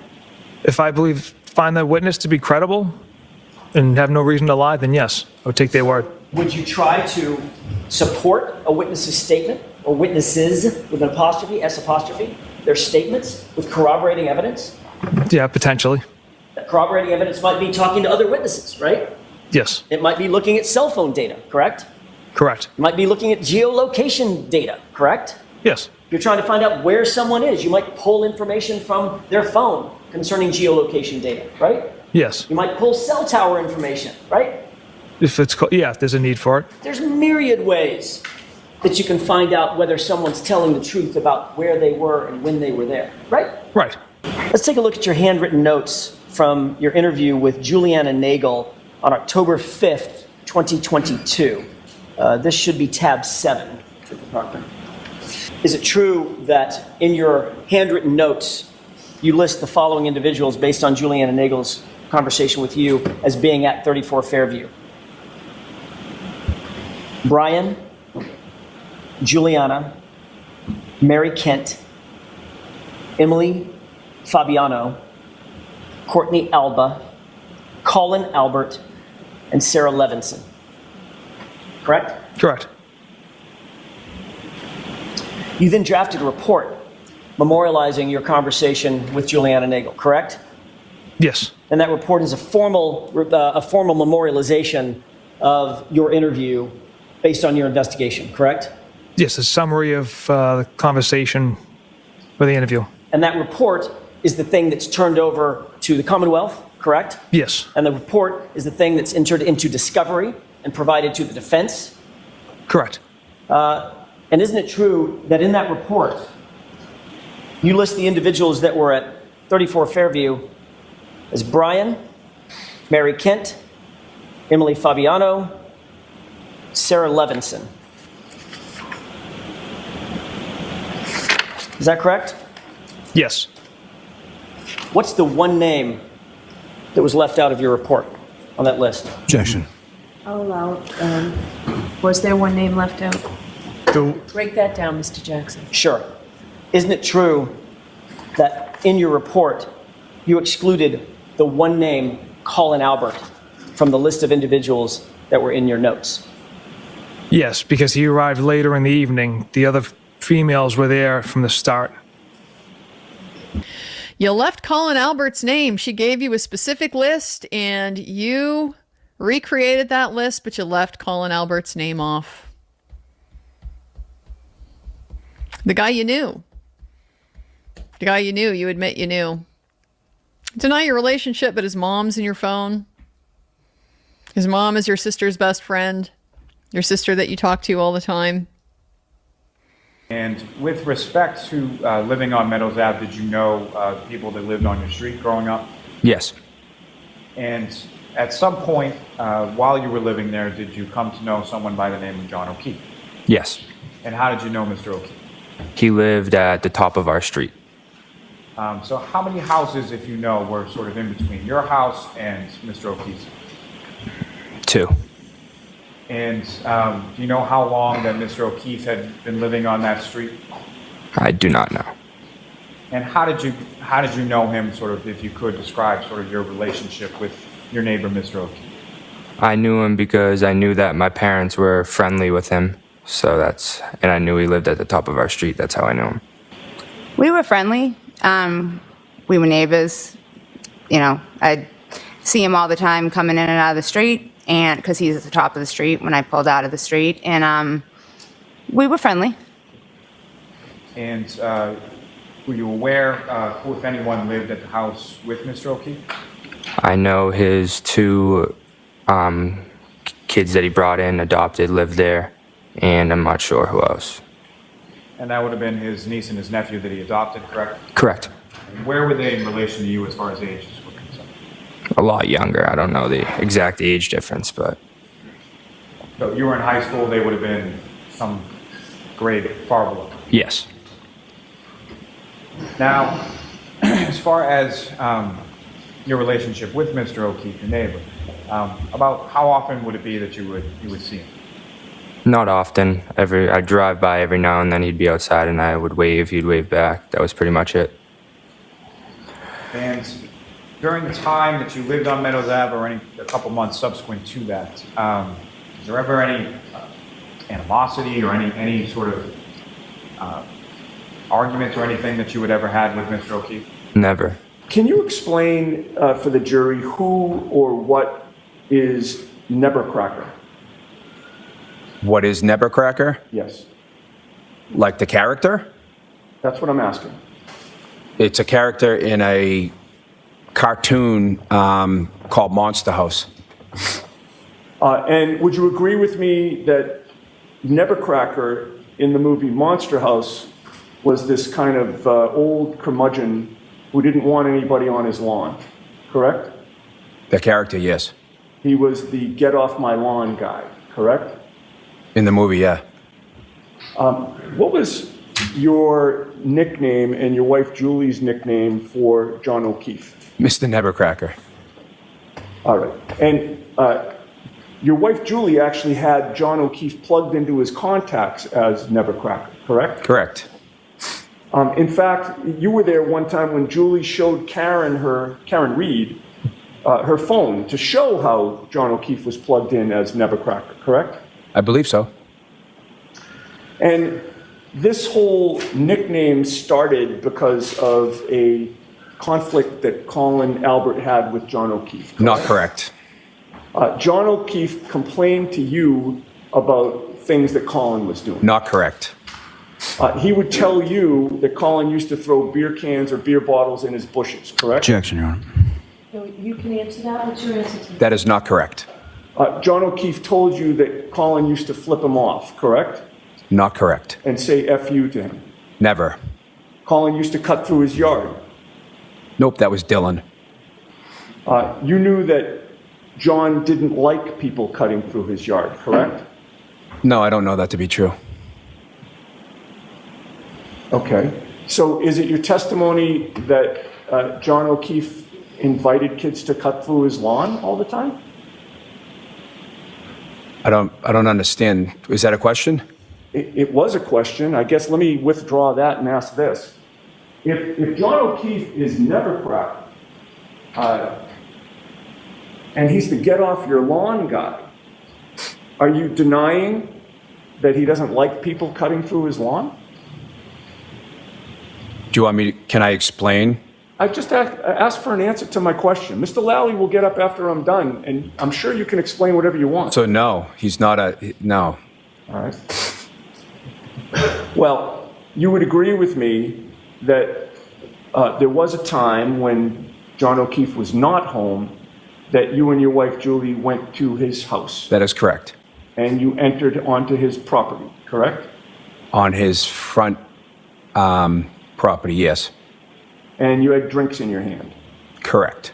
And you thought it would be funny to have a photo taken of you and your wife with drinks in your hand on his property, correct? Correct. And you knew it would be funny because you knew it would annoy him, correct? Objection, Your Honor. Oh, you can go ahead. Can you answer that? Yeah, he was actually asking us to watch his house while he was away. Right, but that doesn't answer my question, which was he didn't ask you to go onto his property with drinks in your hand and take a photo, correct? He asked us to watch his property. Okay, but again, in answer to my question, the answer is no, he did not ask us to go on his property and take pictures of ourselves with drinks in our hand, correct? Yeah, he didn't ask me to send him a photo. All right. And you would agree with me that Nevercracker wouldn't like a photo of somebody on his lawn with drinks in their hands, correct? The cartoon character, Nevercracker? Yes. Objection, Your Honor. Sustain. Next question, please, Yes. Mr. Yannetti. May I approach you? Yes. What do those photos depict? It's me and my wife straddling John's fence. We're giving a thumbs up in one of them and a smile in another one. Okay. And you say John's fence, so that's actually on John's property, correct? Part of it is, yeah. I mean, I don't know what the easement is from the street to the fence as ownership goes, but yeah. All right. I know the town owns a certain portion of it. Would you agree with me that that photo was taken in April of 2021? I'm not sure when it was taken, but if that's what you have for a date, then it's fine. Okay. Who took that picture? That's a good question. I have no idea. Where was your son Colin that night when you had that picture taken? I have no idea. With regard to that first photo, is that, well, first of all, whose house is that in the background? That's John's. And that is you on the right and your wife Julie on the left? Correct. We have the second photo, please. Okay. That is also John's house in the background there? Correct. And again, that's you on the right and Julie on the left, correct? Correct. Okay, we can take that photo down. Now, would you agree with me that those photos give some context to the text that you sent him on January 28th when you were trying to get him to come out and you threatened to, quote, fuck up his lawn if he didn't come out that night?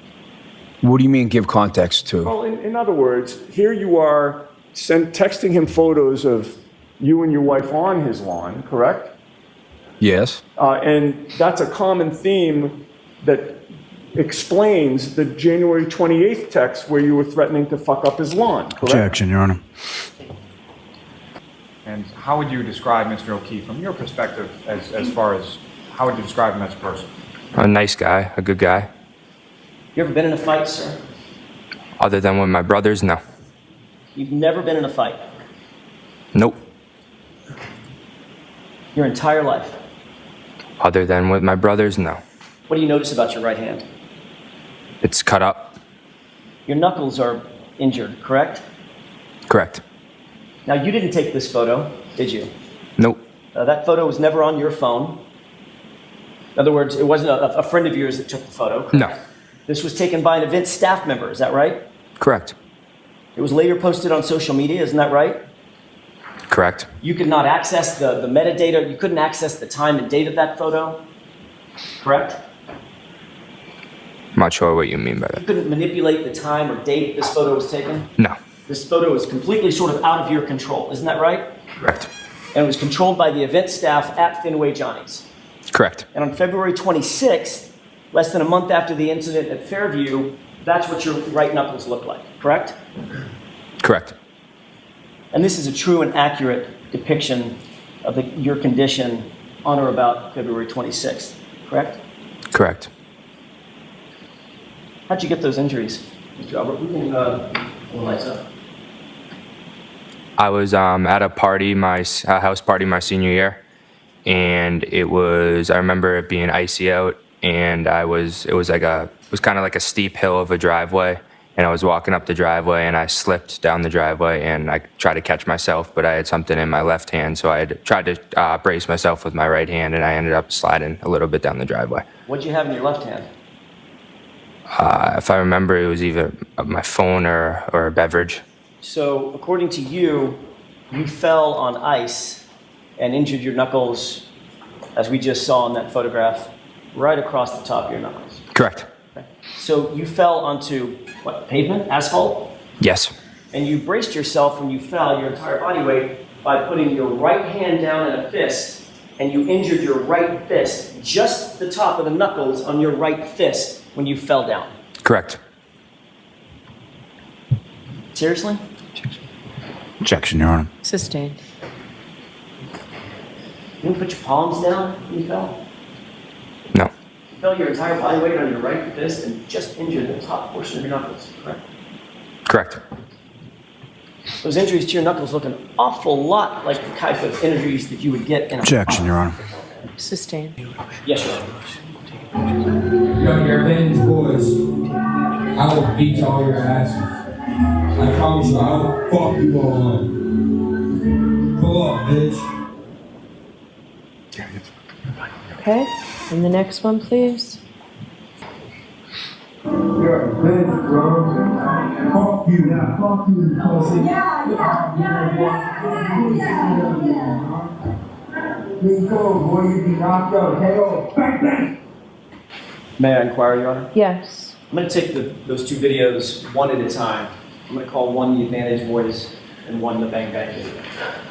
For purposes of my questioning, Mr. Albert, specifically regarding the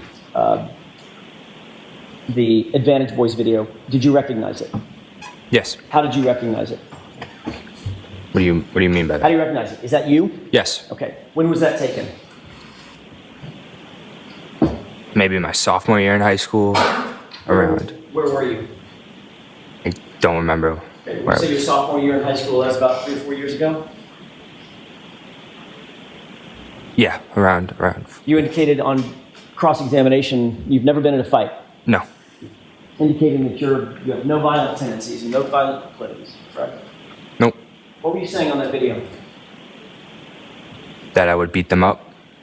Did you say you would beat them up, or did you say, I will fuck you up? I said I will F you up. No, you didn't say, I will F you up. What did you actually say? That I would fuck them up. You also said something about beating somebody's ass, right? Correct. What did that mean? That I would beat them up. So when you said, I will fuck you up and I will beat your ass, was that a friendly invitation? No, It was a threat, correct?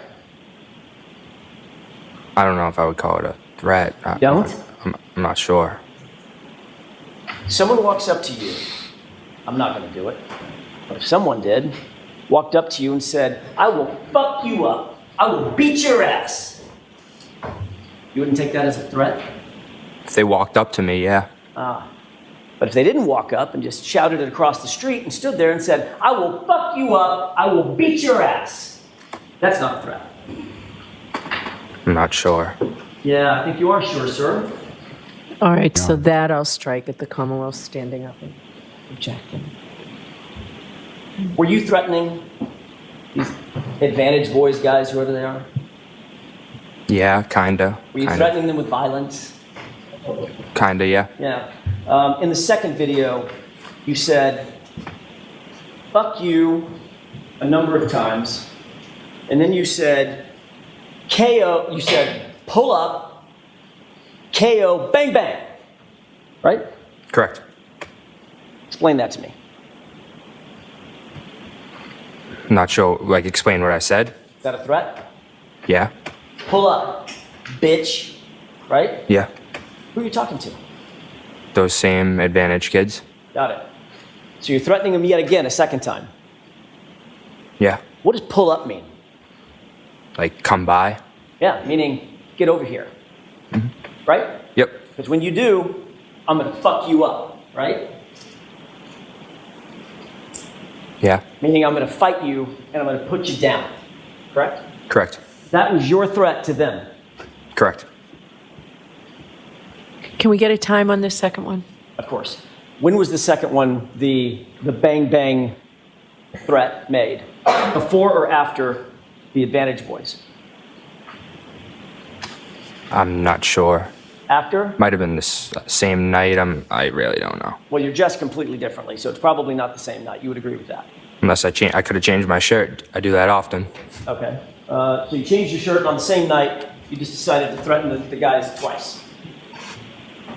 Is that what you're saying? Maybe. You're not sure? I'm not sure. Was it around the same time frame? Around, yeah. All right. The fact of the matter is, Mr. Albert, you do like to fight, don't you? Nope. The fact of the matter is, you showed up at another hearing, at another proceeding, to testify, and you showed up with busted knuckles then, too, didn't you? I do not remember. July 27th, 2023, do you remember being at another hearing? Yes. Do you remember being questioned by some attorneys? Yes. Do you remember the question about the condition of your fist, literally at the hearing? Yeah. It was obvious to the person that was questioning you that you had an injury to your fist, correct? Objection. Oh, that's sustainable. I'll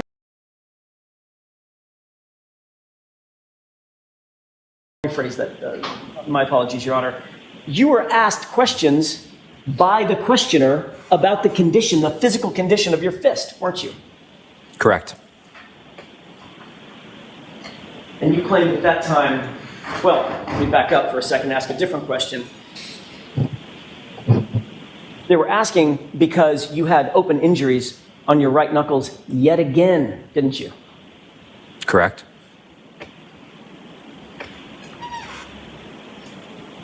You said, I must have been hitting a heavy bag, right? Yeah. Boxing again. Hit in the bag, yeah. Just working out, right? Yep. Didn't have any injuries on your left hand, though, did you? No. How many times have you hit a heavy bag? I'm not sure. How many times have you worked out with a heavy bag? That's an unfair question. I'll ask a better one. How many times have you worked out on a heavy bag? I'm not sure. When you work out on a heavy bag, you wrap your hands, don't you? I do not know. I see. So only your right hand gets injured over and over and over and over again. Not your left hand. I'm not sure. Even though you punch in the bag with both hands. I'm not sure. Yet again, you're right-handed, aren't you? Yes. So when you throw a haymaker, your hardest punch, that's with your right fist, correct? Objection. I'll allow it. Is that right? I would say they have equal. They're equal. I don't know. Not sure. As far as relevance is concerned, Your Honor, there is no evidence here of a fight at all. There is no evidence that this witness was even present at the house at the same time as the victim. There's no evidence of any animus between this witness and the victim. There is no evidence whatsoever, as I stated, that he was even present at the same place at the same time on the night with John O'Keefe, on the night that John O'Keefe was killed. There is no evidence from even these videos of any physical altercation having taken place.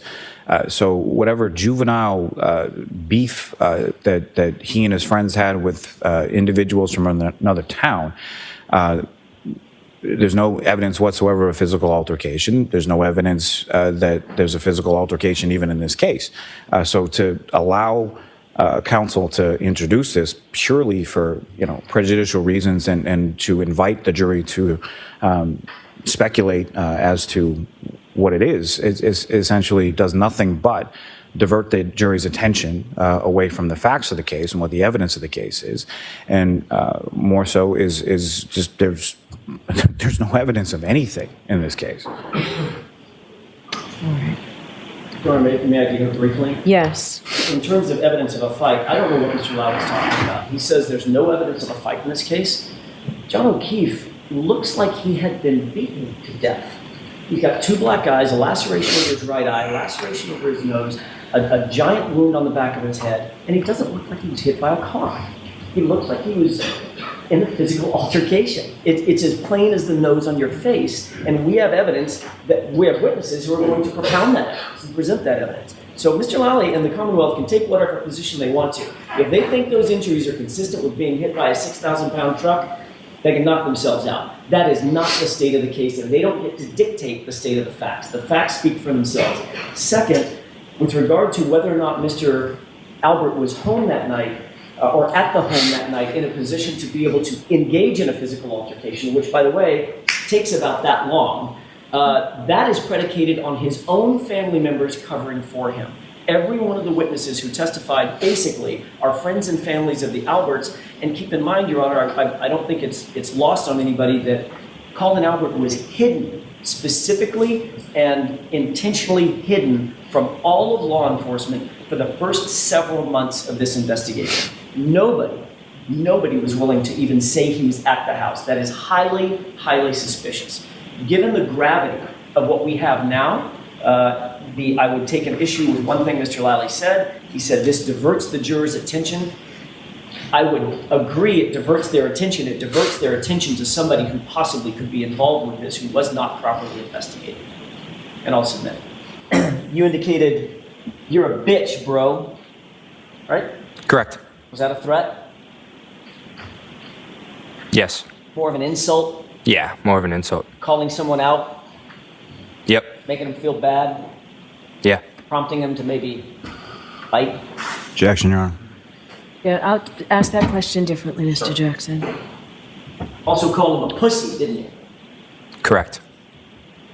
Derogatory comment? Correct. And then you said, KO, bang bang, right? Correct. What's KO mean? Knockout. And what does bang bang mean? I'm not sure, honestly. You were just talking about knocking somebody out. Correct. And the bang bang just sort of flowed. Exactly. Was that a threat? Yes. And these threats that we've just talked about, that we've just seen, These are threats of physical violence, right? Correct. You're not threatening to hurt their feelings or send them a mean text, right? No. You're threatening to kick their ass, right? Correct. To get physical, right? Yes. To ball up your fists and beat the shit out of them. Objection. Can you answer that? Will you answer that, please? Yeah, can you repeat the question? Probably shouldn't. You were threatening to ball up your fist and beat the heck out of them. Objection. I'll allow it. Is that what you were threatening to do? Yes.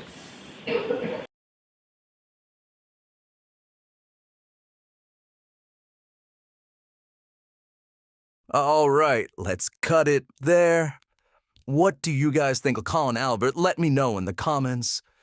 Also, I love how Brennan just said, I'm going to cut out this issue and not call 90% of the witnesses we just heard from in the retrial. I actually think including Colin and Allie helped the prosecution in the first trial because it just added to this idea of, oh, come on, all these people can't be in on it.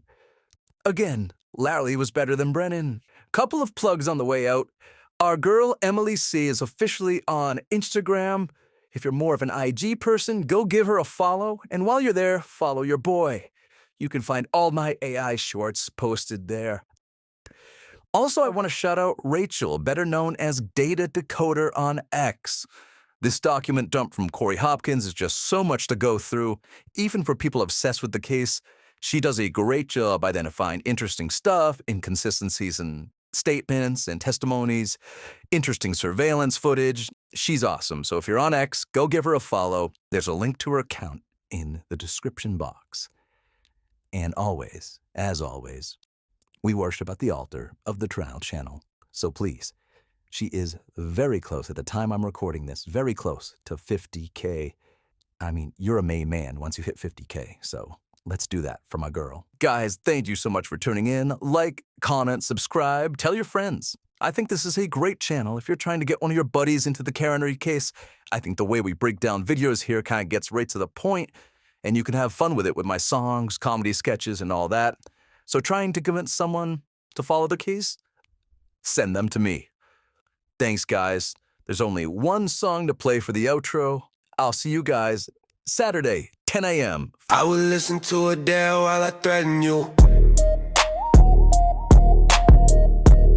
Ain't a bigger banger than someone like you. Damn, Fervent, you make me wanna pull up, bitch. Yeah, I run the streets, I mean run to the police. Don't believe me, why don't you come to D&E? Yeah, I'll bring you pizza just the way you lie. I want you though, I tend to slip on ice. If you got a problem, say it to my face. We can throw them up and yell bang bang. Ask me about my car, I don't recall. Ask me about my text, I don't recall. Ask me about Ali, I don't recall. But if you ask me when I left, I damn sure recall. Ask me about my car, I don't recall. Ask me about my text, I don't recall. Ask me about Ali, I don't recall. But if you ask me when I left, I damn sure recall. It was 12:10, yeah, I know that to the dot. Went up to my parents' room, told them I love them a lot. Name on no police reports, how will I get caught? Damn, Steven Scanlon blew up my spot. Never been in a fight, okay, that was a lie. I provided screenshots as my alibi. What is metadata? I don't know. Those screenshots are real, just trust me, bro. Ask me about my car, I don't recall. Ask me about my text, I don't recall. Ask me about Ali, I don't recall. But if you ask me when I left, I damn sure recall. Ask me about my car, I don't recall. Ask me about my text, I don't recall. Ask me about Ali, I don't recall. But if you ask me when I left, I damn sure recall.